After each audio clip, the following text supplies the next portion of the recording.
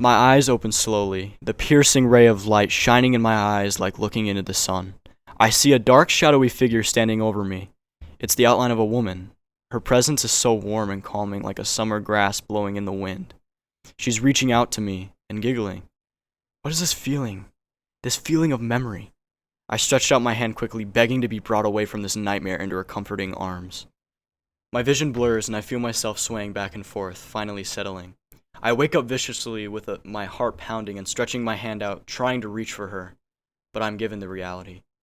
I am laying on a hammock with a nice sage green color, hung up on thick black wires hanging 3 feet off the ground. My body radiates with sharp, sore pains. I look down around my body. I have no shirt, but am wrapped in bandages around my ribs and have sweatpants on.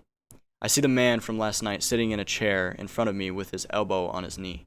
Morning, The man says, sitting back up in front of me. you've been out for a while. In fact, you slept an entire 2 days. He says, What? Where am I? Who are you? I say, getting up suddenly. He lets me back down slowly. Whoa, slow down, it's okay, I promise. Realization hits me as I begin to think more clearly. Wait, your name is Janus, right? No, that's not my name. Don't call me that. He says angrily. He regains his composure. My name is Zane Richter, and you're at a storage depot right off the coast of the city. Your name is Kian, if I recall. Is he here? I say in fear. No, Goro's not here, don't worry. He says. A tide of reassurance washes over me, and my heart slows down. Now I can think more clearly. Zane must have been that guy that saved me last night. Only makes sense. I shake my head awkwardly to get back on topic. Yeah, my name is Kian. Thank you for saving me, I say abruptly. Don't mention it. Are you feeling okay? I butt in. Why did you do it? I sit back up in a more lucid and serious demeanor. Why save me? I heard both of you fighting, and when I realized it was Goro, my first thought was to bail.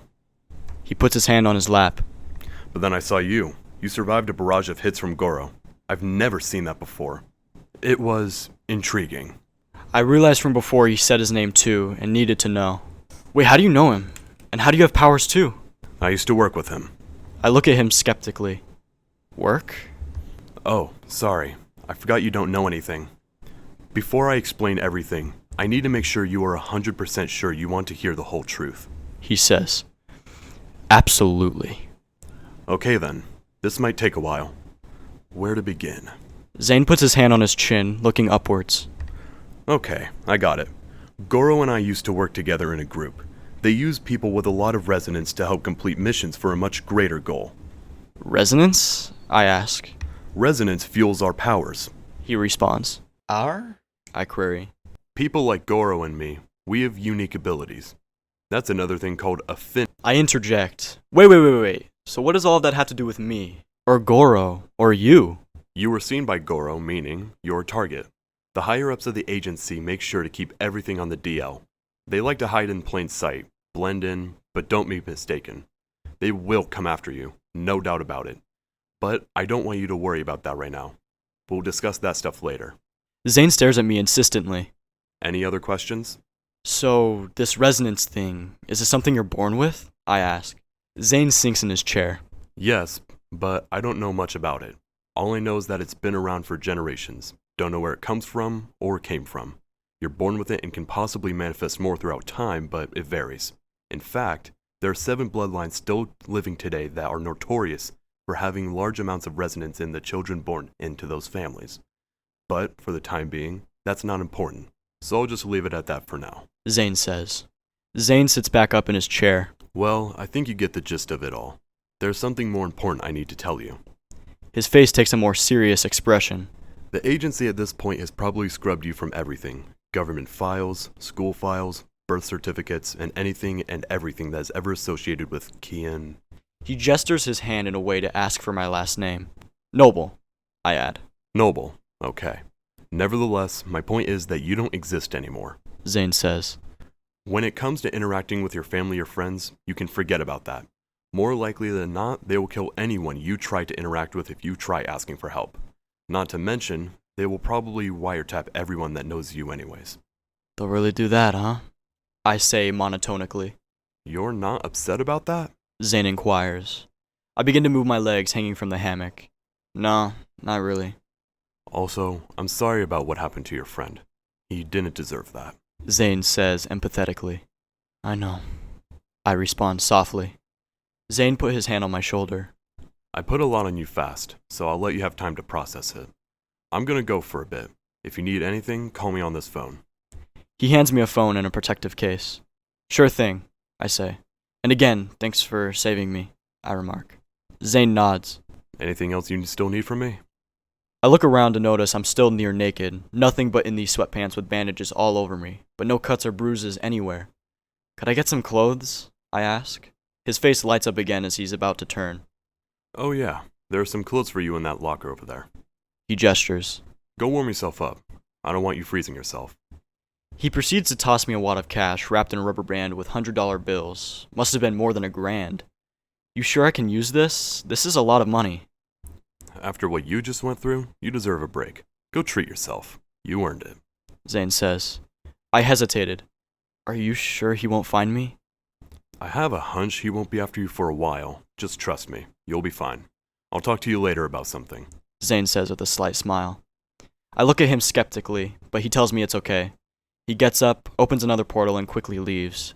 Still a bit weird that he can just casually do that in front of me.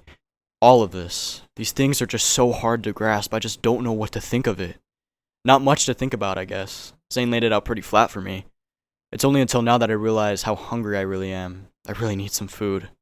I haven't thought about it, but I haven't eaten anything for the better part of 3 days. I walk out of the storage depot and open the flimsy, screechy metal gate. I begin to start walking down the sidewalk just like last time, but this time I don't feel any fear. No paranoia, no hesitation. I walk up to a burger joint just on the corner of the street. I take my order and get seated, waiting for them to call my number. I get my number called and sit down to eat my food. I pick off the pickles as per my usual routine. The first bite I took lets me feel like a person again. I wasn't bound to the world I'd been subjected to, but something as silly as the first bite of a burger had reminded me that a part of me is still here. The nice char on the juicy burger patty with the crisp, crunchy lettuce and the freshness of the tomato just melted in my mouth, leaving me with such a sweet memory of normality. I finish the burger and leave, trying my best not to let anyone see me. I decide I just want to walk around for a while, to let me get a feel for the new part of the city I was in. The place where Zane teleported me in was probably the Upper East Side of the city. I lived in the West. The East Side looks a lot more tight-knit compared to the West, but I like it. There was one building in particular, a tall, looming building with tinted glass windows scattered across the entirety of the building. It seemed almost dead, empty, no life within it. I walked by a fence surrounding the lawn of the building with each beam going upwards of 8 feet. The beams were close together so no one could fit through and thick enough that no one could break it or pry it open. It was closed on a weekday. That's pretty odd. I discovered that the east side is split up into 3 different areas that are all conjoined but still prefer to be different. It seemed like they treated each other much differently from one another. Compared to where I used to live, this was a much more divided sense of nature, comparatively. A simple line in the sand makes them angry with each other? Seems a bit pathetic to me. I continue walking past all the little stores, seeing all sorts of different things, like ducks waddling off the docks to go into the river, or the dog on a leash hooked up outside of a restaurant barking profusely. It was a cloudy day with a slight breeze and had the whispering smell of rain that I knew was coming. This is my favorite type of weather. It feels so angelic to me. At this moment, I feel like no one in the world can touch me, as if I was floating in a gigantic sea all alone with no waves or crashing tides, no interruptions. Just me and the world provided. I run across a little electronics store that brings back memories. Through the window, I could see a wall of TVs playing the same channel, Channel 54 News, and a breaking news had hit the screen. I stop out of curiosity. Good morning, this is Roger Smith with a breaking news update. Tragedy struck in a quiet neighborhood today as a family was found brutally murdered in their own home. Authorities are currently at the scene investigating the gruesome incident. The news anchor's somber expression is visible as he continues to report. The victims, identified as John and Sarah Davis and their 2 children, ages 8 and 12, were discovered by a concerned neighbor who had not seen any activity at the house for several hours. Their oldest child, Noah Davis, age 18, had been found dead with a fatal bullet wound to the head several hours prior to the murder of the family. Law enforcement arrived at both scenes earlier today, and the investigation is still ongoing. I stand there in disbelief, Shock hits me first, but soon after comes the real punishment. I feel the burden of guilt placed among my shoulders, the feeling in your gut that you get when the wind is knocked out of you. There is no word that can do justice to describe this hollow feeling. Deep down, I know that Goro did this. He took his family. The news anchor's voice becomes a distant murmur, drowned out by the cacophony of empty thoughts echoing in my mind. As I stand here, the storm of conflicting emotion rages within me.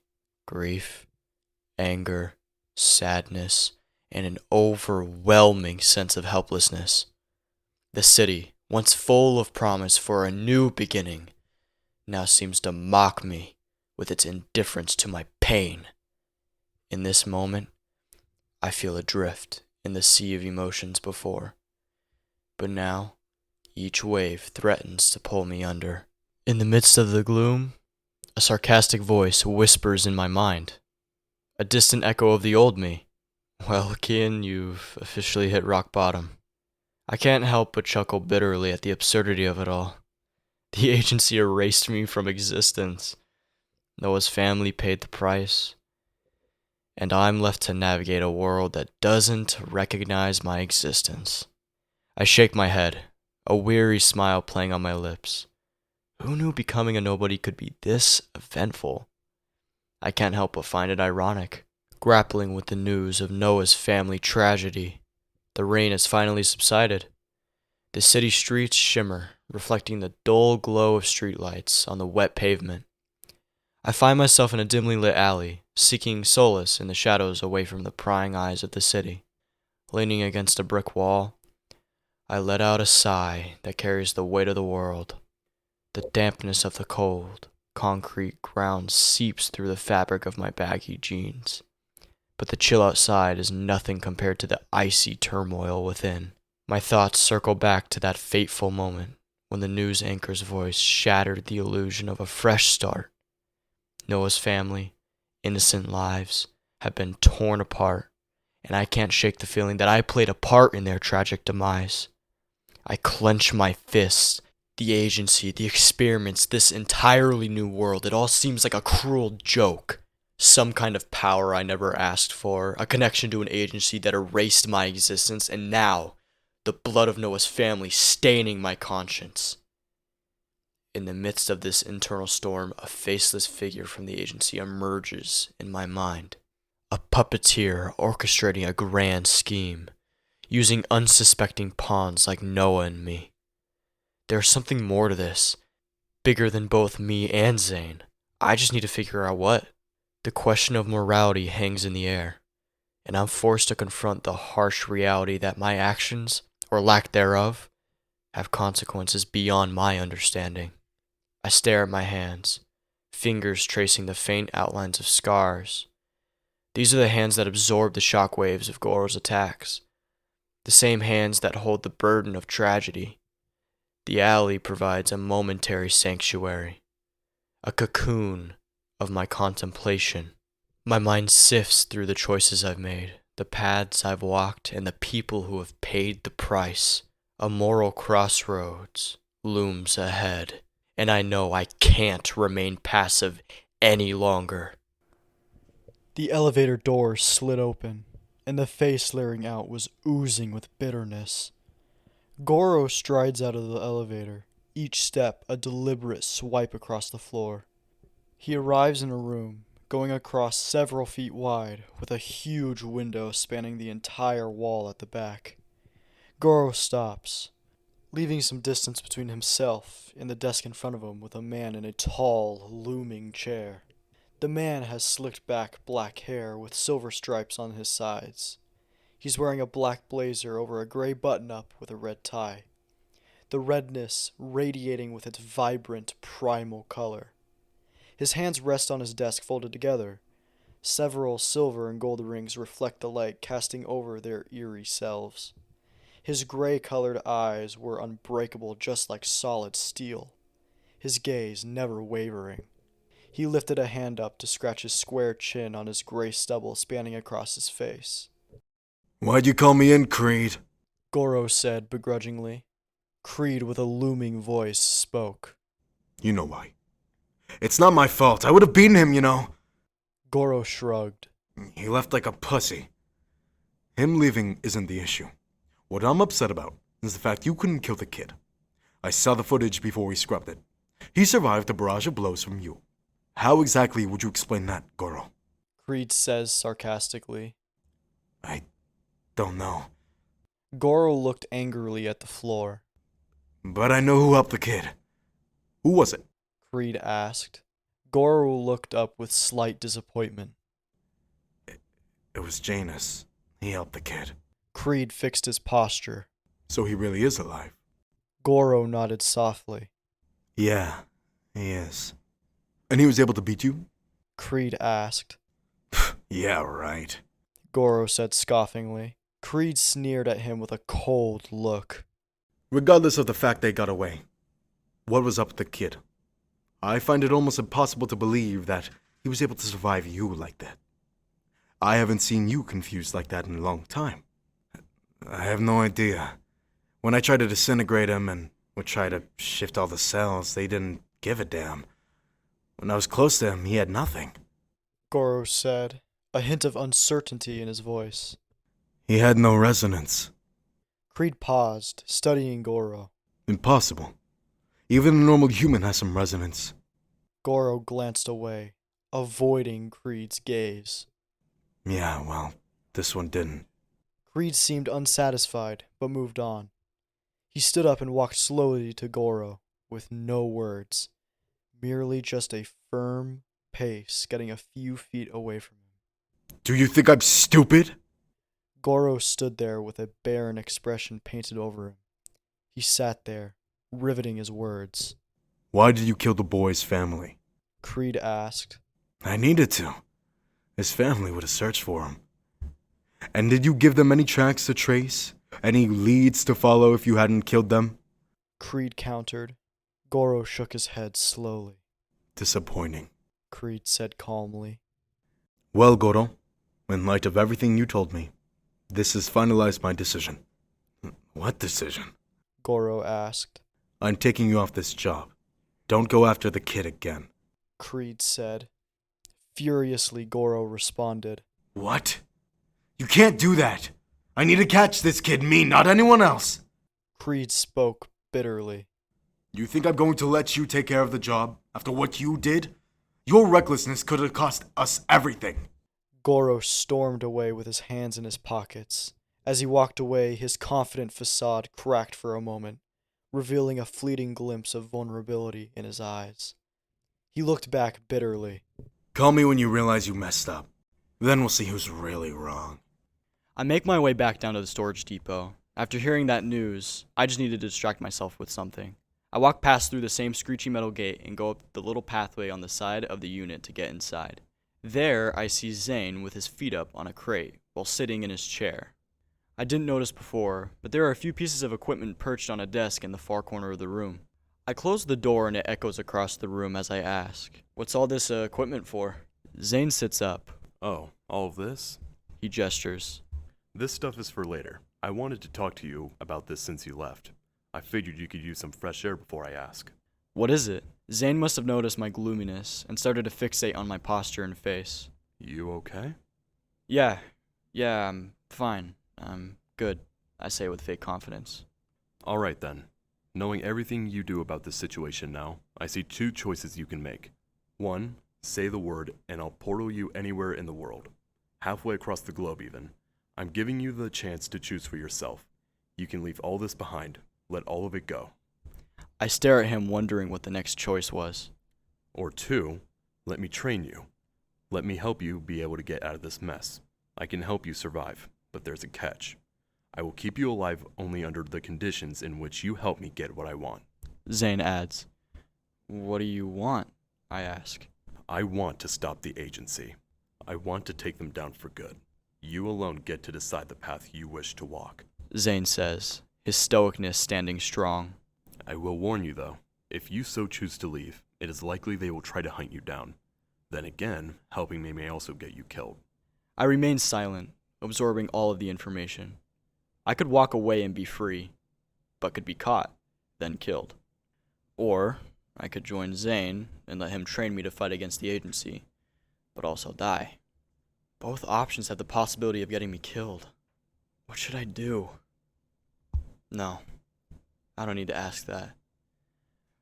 I know what I need to do. Even if I ran away and never got caught, could I really rest every day knowing that people are dying on my account? People like Noah? Or Mom? The answer is that I don't know if I could. I have to do what Noah and Mom would do. I pause for a moment, then look at him with a cold expression. What happened to Noah was a tragedy. I failed him. I know that.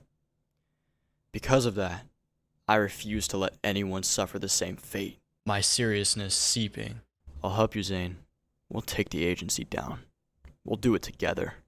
Zane's lips curve into a subtle smile, a glint of relief shimmering in his eyes. All right then. We've got work to do.